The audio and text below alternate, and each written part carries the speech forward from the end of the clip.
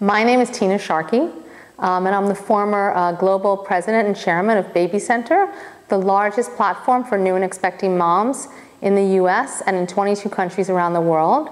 We were a division of Johnson & Johnson, and we reach over 30 million moms a month on mobile platforms and internet and web platforms.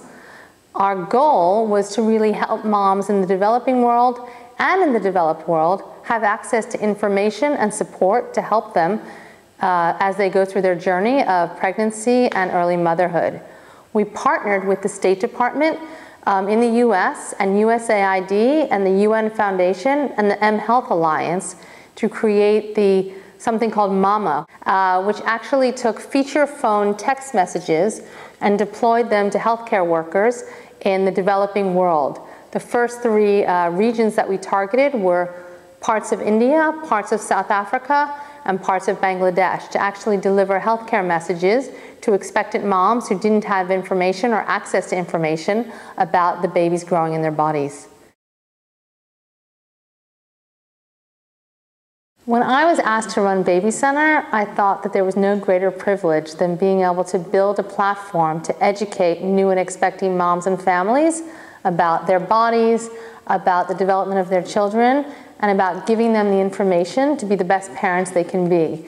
It's one of the most important jobs in the world, and it's one of the most complicated jobs, and it doesn't come with a manual, so we built one.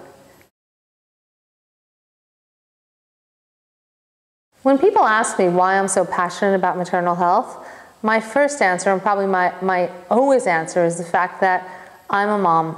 And I had the privilege to have two beautiful sons and two very healthy pregnancies and two great deliveries. I believe that every mom deserves the same privilege, no matter race, nor ethnicity, nor geography, no matter where you are. If you have the privilege to bring a child into this world, you should be able to do it in a healthy, safe, and wonderful environment. No one should be dying in childbirth, and infants should be given the best chance they have to have the best life they can. When people ask me about what the challenges are in the infant and maternal mortality space, the thing that I like to focus on is the fact that most of the reasons that people are dying can be solved. These are not issues of medical science not knowing the answers. These are issues of information, access to materials, transportation. It's really a basket of issues, and there's a portfolio of answers. It depends on the region, it depends on the circumstance, but one of the main issues and challenges in maternal health is access to great care and access to great information. In the world, like last year, there was about 135 million births globally. 4.3 in America as an example, over 18 million in China, and over 23 million in India, just to give you a few of the countries. What people don't realize is that a lot of people that are dying in maternal health has nothing to do with health. Actually has to do with the quality of the roads. The roads, you say, well, what does the roads have to do with dying in maternal health? Well, if you can't get to hospital, or if you're asked to walk 10 miles to get to a clinic in your 9th month after your water's broken, a lot of women don't make it that far and don't have access to adequate care. So I think that people have to look not only at the patient and not just at her health, but actually at the whole system and what's holding them back in having healthy deliveries and healthy children. I think that people often ask me, why is infant mortality, why is maternal health such an important issue? It's such an important issue because it's solvable. We're not curing an uncurable cancer. We're not solving a great disease that's a mystery. People are dying that shouldn't be dying. We have the answers. We have access to technology. We have access to information, and we have access to good care, and we know how to deploy it.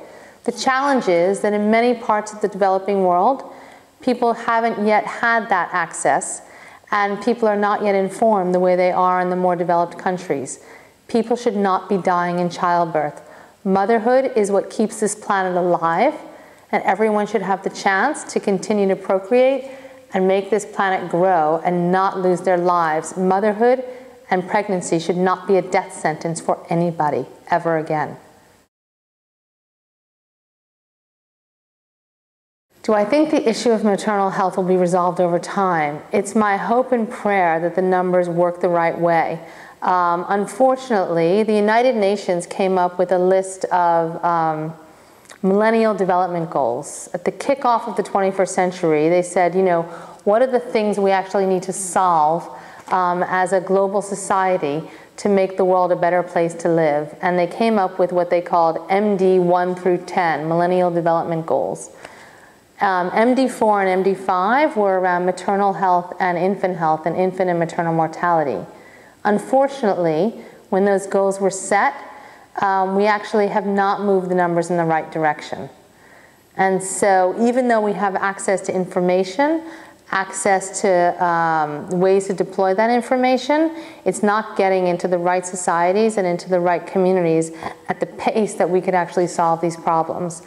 Now that we've shined a light on it, both through the United Nations and through putting it onto the forefront of the global health agenda, it's my hope that we'll start to attack these problems and see the numbers moving in the right way. The current aid for maternal health, in some areas of the world, it's very sufficient, but in other areas of the world, it's very insufficient. Some of the issues is about post-birth hemorrhage. And so what's needed there is not necessarily a drug, but can actually be a blanket that can actually wrap the mom really tightly and stop some of the post-birth hemorrhaging. Not all of it actually is related to medical care as much as it is patient care. Not that patient care isn't medical by nature, but a lot of it has to do with the environment, the sanitation of the environment, and the post-birth care of the mother after she's actually had that child.